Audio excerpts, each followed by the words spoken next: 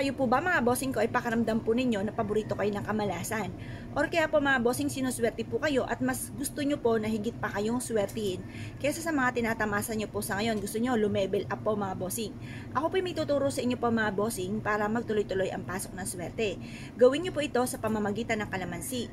Ang kalamansi mga bossing ko ay bilog na inihahalin tulad sa bariya para mabilis gumulong ang magandang kapalaran. At ito po mga bossing ko ay kulay green. Green is for money at for kalusugan. Swerte po ito mga bossing. Kumuha kayo ng 3 kalamansi at pagkatapos humarap po kayo sa may silangan. Gawin niyo po ito ng 6:30 or kaya po ay alas 7. At pagkatapos mag-wish ka. Mula sa inyo pong puso temtim na panalangin. Magkaroon ako ng lahat ng mga bagay na aking pinapangarap. Or kaya po ay magkaroon ako ng negosyo na dito na ako yayaman.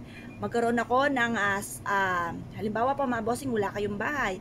Magkaroon ako ng sarili kong bahay. Pero syempre, ito po yung mga wishes lamang, kaya lulubos-lubusin nyo na. Ang wishes po ninyo, magkaroon ako ng isang napakalaki at napakagandang bahay. Pero syempre mga bossing ko, lagi nyo po tatandaan. Kung tiripik ang pangarap, ay tiripik din ang pagkayod. Kasi kung kayo po mga bossing ko, konting kembot lamang ay pagod ka agad, at tapos ang inyo po mga pangarap ay tiripik, sobra-sobra, ay nako mga bossing, parang suntok sa buwan po yan, parang malabo po yan mga bossing.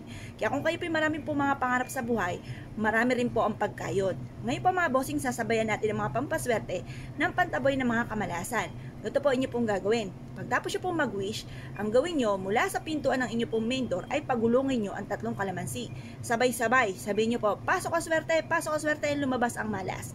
Pagkatapos mga bossing, sa bawat sulok ng inyong tahanan ay pagulungin nyo po ito.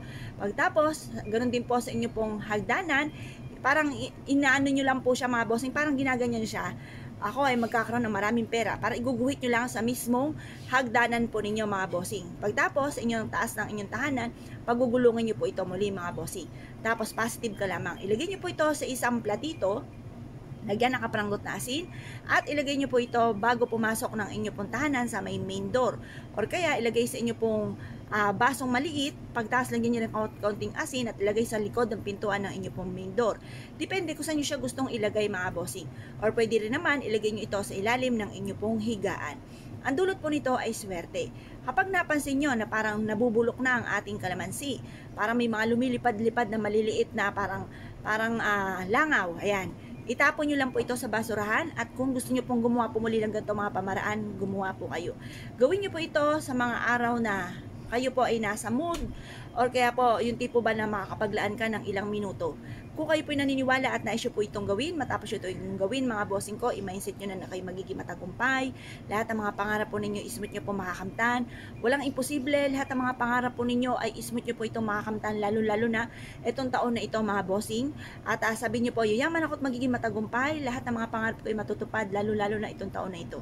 Kaya kung kayo pinaniwala mga bossing, ay siya, subukan nyo na po ito at i-mindset nyo na simulan ito ng tagumpay po ninyo at dagdagan lalo na sipag at tiyaga. Kung kayo pinaniwala mga bossing, good luck po sa inyo po lahat!